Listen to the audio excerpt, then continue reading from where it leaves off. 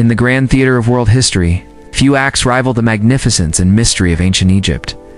For over 3,000 years, the pharaohs held the stage as the main characters in a saga that continues to fascinate us today.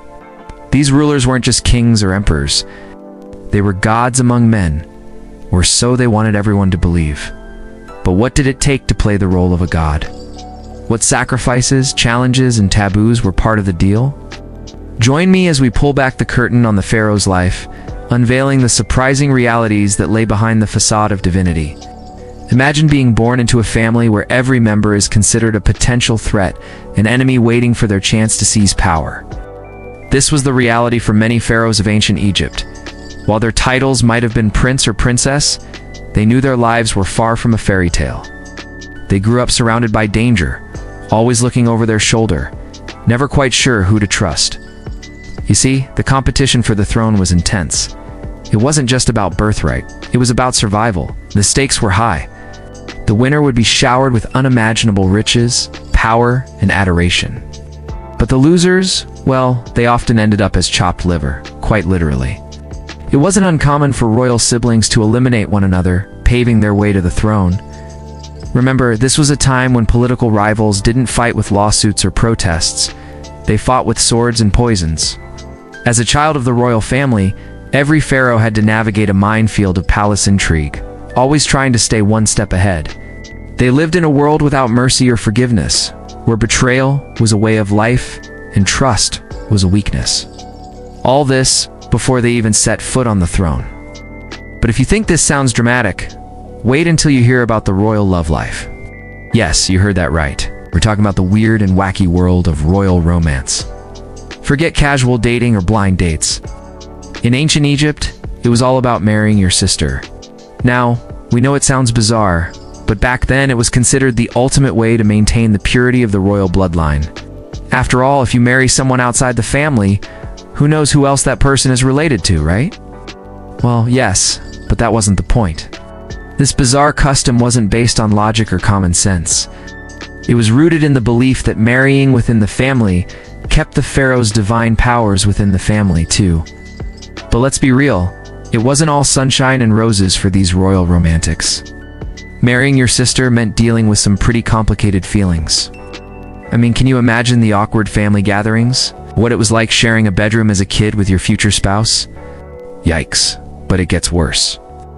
Inbreeding led to some serious health issues. Weak bodies, genetic illnesses, you name it.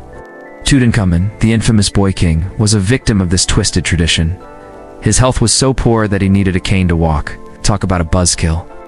Despite the drawbacks though, this taboo practice continued for centuries. It wasn't until Cleopatra, the last active ruler of ancient Egypt, that the tradition finally came to an end. Who knows what twisted secrets her family tree holds? But the pharaoh's personal life was just the tip of the iceberg. To truly understand what it meant to be a pharaoh, you had to see the bigger picture. Ancient Egypt was a society obsessed with the afterlife. From mummification rituals to elaborate tombs, everything was geared towards ensuring the pharaoh's smooth transition to the next world. But that wasn't all. It was also a society deeply concerned with maintaining cosmic balance. The pharaoh wasn't just a ruler, he was a god. And as such, he had to uphold the order of the universe. Every action, from the way he walked into a room to the rituals he performed, had to be precise and perfect. Any misstep could throw the cosmos out of whack and bring chaos to the kingdom. This meant that the pharaoh's life was anything but normal. He was expected to follow a strict code of conduct, perform countless religious duties, and maintain a perfect public image at all times. It was a heavy burden to bear, especially considering that the pharaoh was also responsible for appeasing a pantheon of demanding gods. Just one wrong move and you might find yourself on the wrong side of the gods, facing their wrath in the form of plagues, famines, or even the death of your firstborn son. And let's not forget about the elephant in the room, or should I say the mummy in the tomb. The pharaoh's obsession with the afterlife extended to his final resting place. His tomb was designed to be an elaborate replica of his palace, complete with servants, treasures, and even fake doors leading to the underworld. And while you might think this is a fascinating historical quirk, consider the logistics of planning your own funeral. Well, it wasn't just about choosing the right coffin or flowers. It was about orchestrating a massive construction project, managing a team of architects, artisans, and priests, and making sure that your wishes were carried out to the last detail. No wonder the pharaohs were known for their attention to detail. It wasn't just a personality trait, it was a necessity. But despite the challenges and complexities of their existence, the pharaohs wouldn't trade their divine status for the world. To them, being a pharaoh wasn't just a job, it was a way of life. It meant being immortalized in gold, having your image carved into the very fabric of society. It meant leaving a legacy that would outlive them long after they had joined the ancestors. Now, you might be wondering what happened to the pharaohs when they kicked the bucket. Did their godlike status extend beyond the grave? Well, you'll have to stay tuned to find out, because we've got plenty more secrets to uncover. Meanwhile, why not show some love and support for our channel? Give us a like and subscribe for more captivating historical tales. Your support means the world to us. And if you've got any thoughts or experiences you'd like to share, drop them in the comments below. We'd love to hear from you. So join us on this journey through time and discover the truth behind the myths and legends of the past. You won't regret it. The Nile River flowed like tears of Ra on its banks. The pharaohs were born, and the empire fell. Their names echo in the halls of the dead. In the heart of the desert, where scorpions dance and the wind whispers tales of the ancients, here in the Valley of the Kings, the pharaohs slumber. Their treasures scattered by grave robbers, their mummies wrapped in linen, hidden in underground labyrinths. I am a historian, drawn to the mysteries of the past. My gaze falls upon the burial mask of Tutankhamun, a child king who ruled for 10 years. His eyes, though painted, seemed to pierce the veil of time. Was it fate or foul play that brought him to the afterlife so young? The curse of the pharaohs, a myth or a reality? When Howard Carter unearthed Tutankhamun's tomb in 1922, the world gasped.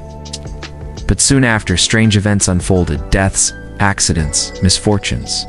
Did the pharaoh's curse exist? Or was it mere superstition?